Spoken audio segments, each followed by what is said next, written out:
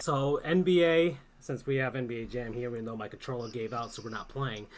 Um, the Dwayne Wade and LeBron James had their final meetup Potentially. potentially, unless by some miracle the Lakers and the Heat show up in the NBA Finals this season. But it was kind of one of those I'm getting old moments for me. Hmm. Yeah. Because I remember Dwayne Wade coming onto the scene, and he's actually the reason that I started like hardcore following the Heat again, or for the first time really.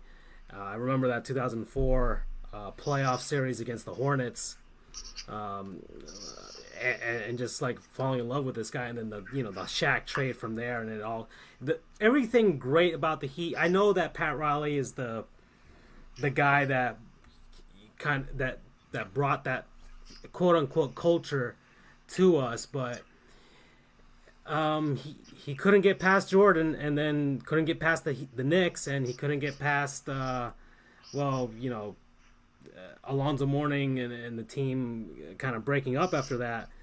But the one thing that Pat Riley hates doing, drafting guys, and lo and behold, the one really good guy he drafts, and it's Dwayne Wade, and he basically is the catalyst for everything great that has happened to the franchise since. Yeah. Yeah. I'm going to chime in on that real quickly. You talk about emotional moments. Him retiring is going to be emotional for everybody, because you got to think this isn't just a guy who is just a face of your franchise. This guy was, I feel, and it's very safe to say, the spirit of your franchise and the constant drive of success. Because how do you think Bosch and James come here?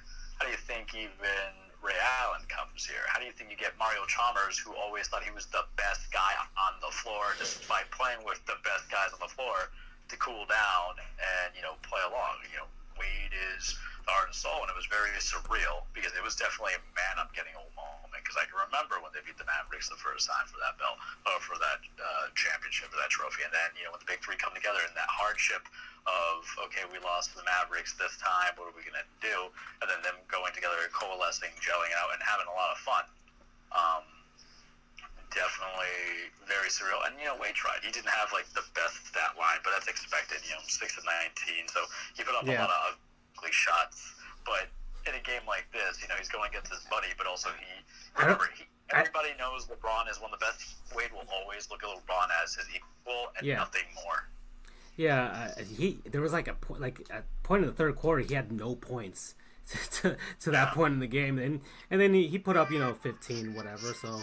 And then LeBron obviously puts up 28 or whatever, what have you. But it's one of those moments where you see LeBron James, and like you said, Dwayne Wade looks at LeBron as his equal, and I think LeBron does too. LeBron, even though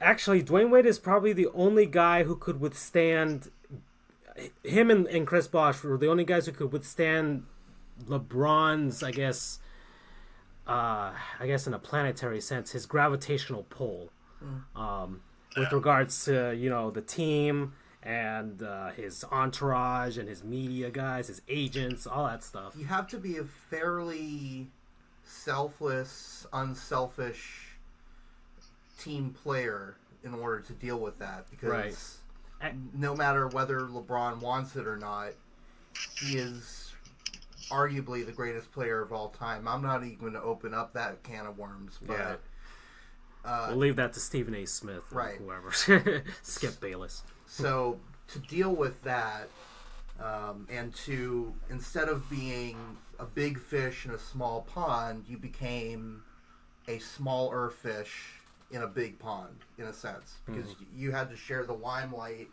with two other guys. So that says a lot. And then I think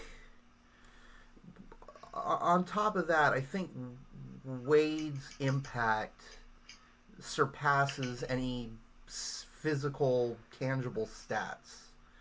I'm looking at his Wikipedia page right now. All three of Miami's championships were with him. He was the only constant. enough said. Other than Udonis Haslem, I got to throw that in. All right, thank you. I'm not a Heat fan. Uni's always there. But just to give you an idea, there are 4 sections of Heat history on the Wikipedia page. From 87 to 2003, 95 to 2003 for some reason, a little bit of overlap. But then Dwyane Wade era, and then the departure and return of Wade. Right. So half of the sections on the Heat's history are about Dwyane Wade. They renamed the freaking county after him for, who knows, it was like a week or something. Yes, yeah, for the free agency. I mean, it's convenient that his name rhymes with Wade, rhymes with Dade, but still, that just goes to show you he is Mr. Heat. He always will be, no matter whoever comes through. LeBron may be the better player, but Wade is definitely the heart and soul of the team. All right, guys. Yeah, he's it's gonna be sad when he goes. Other than Dan Marino, he's the other, I guess, the biggest icon in South Florida sports history, and so that last game against LeBron kind of just brought all that stuff together, that the big three era, and it's kind of the first, his last trip to Los Angeles. It's kind of the first big. And actually, this road trip has been the first of the last of Dwyane Wade, where it's his last trip to Phoenix, his last trip to LA, and I guess his last trip to Utah coming up. So he's it's starting to happen now. You know, we're already into December, and it's going to start happening. We're going to get these lasts of Dwyane Wade coming up. You have like another 4 months with him.